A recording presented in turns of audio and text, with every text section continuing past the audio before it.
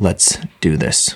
Let's have ourselves a nice little talk. I'm not going to make this a high production value video with a bunch of flashy editing and flair like usual. I really just kind of want to sit down and have a conversation with you, especially if you're a normal person, and especially if you're a busy person, which most normal people, I think, consider themselves busy these days, for better or worse. So I'll bet you checked both boxes, and I did too. And if you want to stay in good shape or get into good shape while being your busy normal self, this video is for you. And I've divided these 3 different tips into basically what I consider the 3 main facets of fitness. And that would include 1, your diet or your energy input, 2, your exercise/training or your energy output, and 3, your mindset or kind of your energy processing unit, kind of like how your metabolism processes energy in your body. Your mindset's really the thing that's deciding how much energy you're going to take in and put out. Like, none of this diet and exercise stuff matters if you don't get the mindset in check, because you need to be able to convince yourself to adhere to what you want to do. I want to help you keep your fitness journey as simple as possible, because that's what I'm doing right now. A quick background, it's the end of January 2022 right now, and I've kind of been off my game since about Halloween of 2021. Halloween happened, then I got married, then hunting season happened, then the holidays happened. Now it's a new year and I've got new career aspirations. So I've never really been able to fall into my regular routine or be my regular self. And basically what I mean by regular self is a person who is obsessed with fitness, because I'll admit it, I have a bit of an obsessive personality. And for the past 3 years or so, I have been deep on fitness. And I've not only been tracking myself, but I've also always had about 20 or so online clients who I'm tracking as many metrics as possible with them as well. So I'm in the game for myself, and I'm also in the game for other people. And when I'm not training myself or training other people, I'm like listening to a podcast about fitness or reading a book about fitness. I've literally been eating, sleeping, and breathing as much fitness knowledge and content as possible. But lately it's been different, and not in a bad way. I'm cutting way back on fitness clients, and I'm paying way less attention to my own personal fitness, not even tracking my calories anymore. Instead, I'm tracking other things, and I'm doing other work, and primarily instructional design, multimedia production, things that keep me glued to this desk. There's more to life than fitness, but thanks to a lifetime of experience in fitness and a couple years of obsession in fitness, I feel like I'm able to pursue a normal and busy life while maintaining and even improving my body composition, maybe staying and getting into the best shape of my life just by following a couple of guiding principles and being a relatively normal, not obsessed person. Last thing, I just want to let you know that this is what works for me. This isn't the end-all, be-all, 3 things that everybody needs to practice for the rest of their lives that's going to work for everybody. This is what works for me. This is what helps me think about fitness as little as possible while staying in as good of shape as possible. So if this doesn't work for you, that's fine. If you heard other advice from somebody else, that's fine. But this is my stuff, and if you relate with me, this might be helpful for you. So let's get started by talking about training, or the energy output side of the equation. And the guiding principle in my life right now, and probably forever, the guiding principle is just 2 words: progressive overload. That means progressively overloading your muscles, which in turn basically means getting stronger or pushing yourself harder over time, training harder than last time. So you've probably heard on the internet from Greg Doucette, train harder than last time. And it doesn't always have to mean you're training harder, because ideally you're getting stronger. This is the difference between exercising and training. A lot of people think that they're training when really they're just exercising. Exercising is just movement for the sake of movement. It's movement to burn calories, to get your body flowing. Yeah, and like the American Heart Association says, exercise for 150 minutes a week. Like, yeah, you should exercise, but you should also train. And maybe you can turn your exercise into training. And the fundamental difference is that in training, there is a focus on getting better over time. And that's progressive overload. So that means if you ran a mile last week, this week you want to run a mile and a quarter. Next week you want to run a mile and a half. This means if you're currently doing 2,000 steps a day, in order to get better, all you have to do is take 3,000 steps a day. Progressive overload might sound like a scary thing at first, because it's like, oh, I have to continue to do more. more,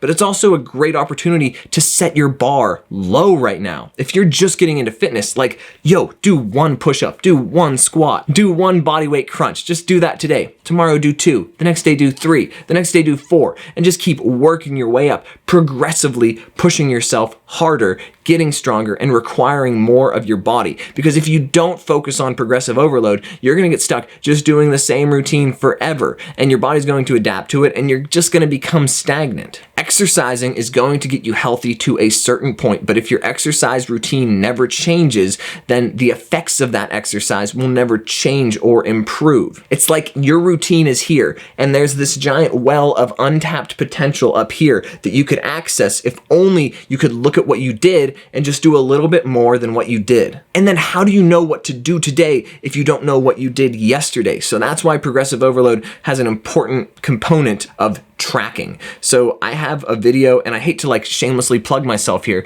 but I have a video about how to track your workouts that has more info on the difference between exercise and training. And I'll link that video up here and in the description below. In fact, you know what, I probably have a video for each of these 3 points. So I'll link a video for each of these 3 points if you want to dive deeper, but you don't necessarily have to, as long as you just understand that with your workouts, you need to get better over time. I don't even care what your workouts are. I don't care what your exercise routine looks like.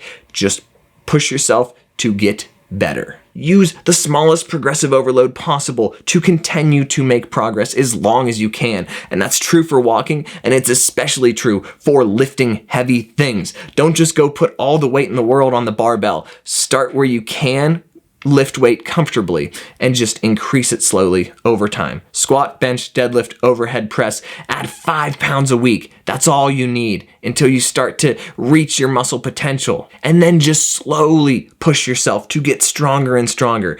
Add more reps, add more weight, slow down your reps. There's so many means of progression that I can't get into right now because I'll be talking for a damn hour.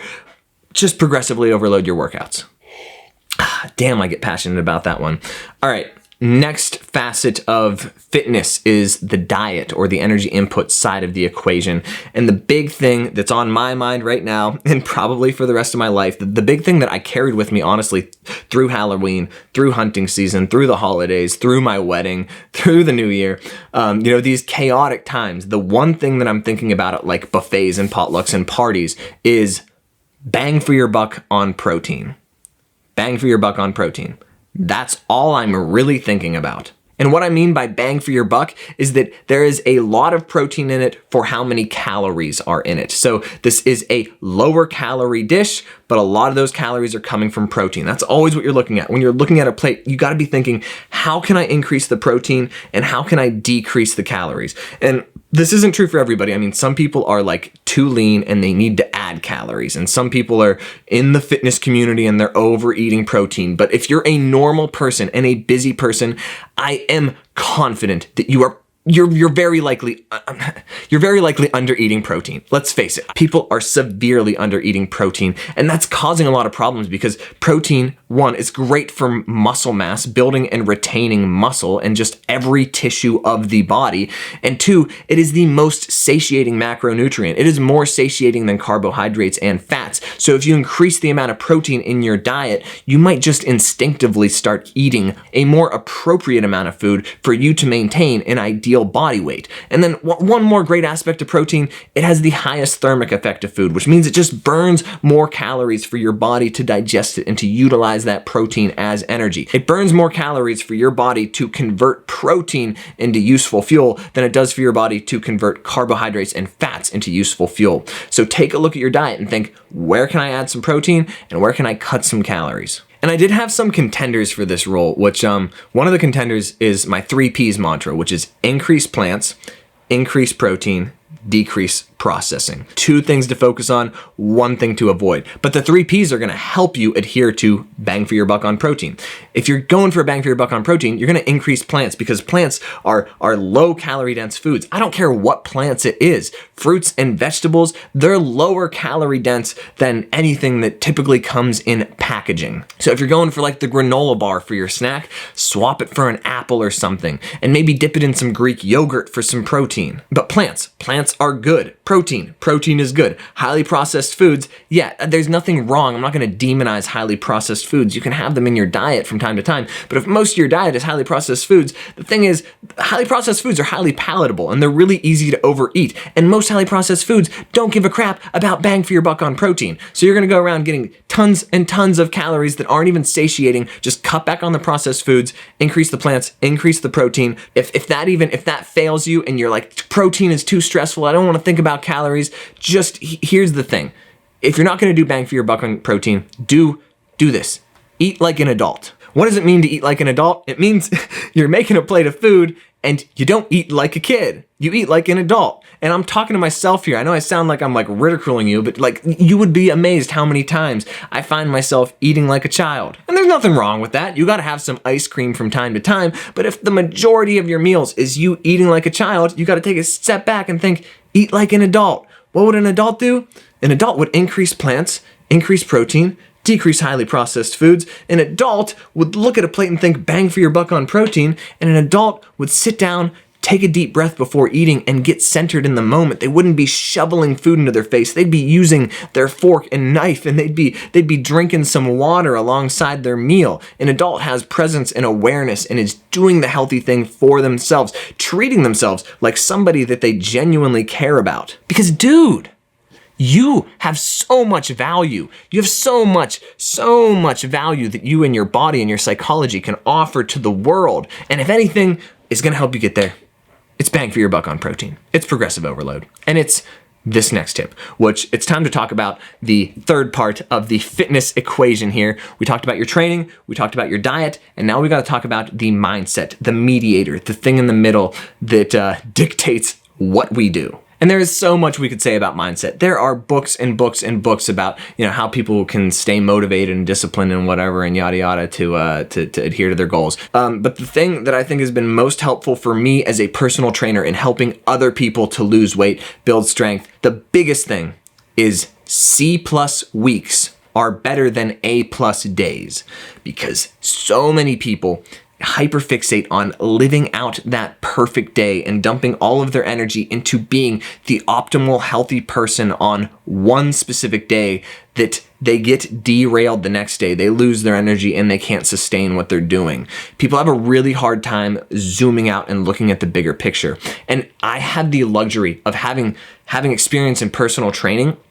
You only see the bigger picture. When I look at people's diet, it's like on a weekly check-in basis. When I look at people's training, I look at their entire month of training. So I see people in this wide, zoomed out view. And it's so hard to do that with yourself because you exist here and now. Like, think about it. What is the only thing that is real? Like, everything in the future is just kind of a fixation about the future. You're just thinking about it. It's not real yet. Everything in the past is just, it exists in your memory. You are here now, and your emotions and your feelings are all present. And all of this is gooey and sticky, and your diet and exercise is so warped because it's skewed and tied to the present moment, and how you feel right now affects if you're going to go to the gym. It affects if you're going to make a healthy decision at your next meal. It affects everything about your fitness. Your psychology and even your spirituality in a way are all tied to your fitness. And there's a lot of importance about getting centered in the present moment. Like, that's really helpful. Meditating and getting past your personality is a very important thing. So that's one way to get past the present moment, right? Because if you get too fixed in the present and basically just too fixed on your emotional reactions to the present, things can go really bad. Guilt, shame, and fear drive a lot of people to do bad things to their bodies. So allowing your emotions in the now to dictate your actions that are going to affect your future is not a wise recipe to stay healthy. But there's this beautiful thing that slowly happens when people learn to zoom out and look at the weeks, look at the months, look at the years. They start to realize that every meal is another chance, that there's not like this reset button that happens on New Year's Day. No, there's a reset button that happens literally every minute. If you made a mistake 10 minutes ago, you don't have to make that mistake again 10 minutes from now. If you went off the rails at lunch, you're allowed to have a healthy dinner. You don't have to stay off the rails for the rest of the day. Say you've been trying to cut back on your drinking and you had a crazy night on Friday. You don't have to drink for the rest of the weekend. Yeah, it's really easy to go off the rails and stay off the rails, but the on-ramp to get back onto the rails is always open. There's no on the wagon, off the wagon. You're on the wagon all the time, and it's just you beating yourself up and telling yourself you're not on the wagon. Dude, you're on the wagon. Like, if you can realistically get 3 good workouts in every week for a year, that is fantastic. That's even more than enough. But most people get 5 epic workouts in 1 week, and they do that for maybe a month, and then they just get burnt out because it's entirely unsustainable. Like, look at the entire year. How many good workouts can you get in an entire year? If you just did 2 a week, you would have over 100 solid workouts. Most people never get anywhere near 100 workouts in a year because they're too busy working out every day for a month straight and then getting burnt out. And you would not believe how many times I've seen people do amazing things leading up to a wedding or some sort of special occasion. But weddings are notorious. People will be perfect with their diet. They will be perfect with their training. They will just show up and be motivated every day. And then right after that special occasion, they can't maintain any of this. All that A+ days leading up to it, all built on motivation, all built on feelings. And now the big deadline's gone and they can't manage to come back to some sort of homeostasis because they don't know what C+ looks like. But I'm here to tell you, C+, that works forever. I am a C+ person. Most of my weeks are not perfect. I definitely go off the rails often, but my superpower, and I'm gonna get confident right now, my freaking superpower is that I get back on track like no one's business. I can skip my workouts and make some horrible food decisions on a Friday night, but then wake up on Saturday and just say, hey, normal life. And I'm not even undoing anything. Like, don't think you have to undo those subpar behaviors. No, you just wake up and you just get back on track. Like, the best thing you can do after eating and drinking too much the night before is just wake up and eat your normal breakfast. Don't skip breakfast, don't fast, don't do anything drastic. Just wake up and be normal. Normal life. A couple extra calories, no big deal. Look at the week, look at the month, look at the year. Focus on C+ weeks, not A+ days. Oh boy. That got deep. That got real deep. We've got to wrap up these 3 points. So it was training was progressive overload, nutrition was bang for your buck on protein, and mindset was C+ weeks are better than A+ days. Sorry, I'm like out of it after that. So those are my 3 tips for people who want to get in good shape and stay in good shape while living a normal life and while enjoying life. Those are the 3 tips that I follow. But if you want some different perspectives, I'm also going to be recording, shortly after I record this video, I'm going to be recording a podcast with 2 of my friends. We have a podcast called The Leave Feeling Better Show, and they each told me that they were going to bring their 3 tips. So in collective, we will have 9 total tips on the podcast, The Leave Feeling Better podcast. I will link that in the description below. That podcast episode will be out on Sunday, which is the day that this video will be out as well. So if these 3 tips aren't jiving for you, or if you just want to go deeper on them, tune in to that podcast, and I will link that in the description below as well. And with that, I am going to say goodbye to YouTube for a period of time. In the meantime, I'm just going to be on the podcast, and I'm kind of in the background working on some thoughts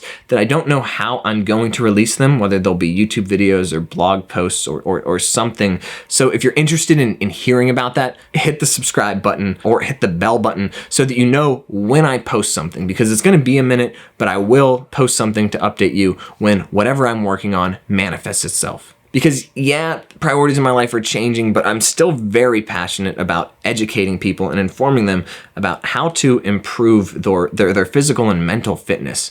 And like I always say, while enjoying life. Like, dude, it's just sad. So many people are, overweight, unhappy, unfulfilled, broke. And it's not the people that are sad. It's like the collective state of all of this. Dude, there's just so much potential in humans, and the human body is such a miracle that all of these elements combine to make you. The power of your brain and your body are just amazing. And I want to help people realize that. And I want to help people educate themselves about things so that they have the information they need to take the appropriate action to live that fulfilling life. You know, education and exercise are two things that I just love and I love to share. And it makes me sad that these two things, education and exercise, have like a bad stigma. Like people are generally repulsed by them by the time they get out of high school. And I just wish that more people could have fun with the process and let it guide them to a better place.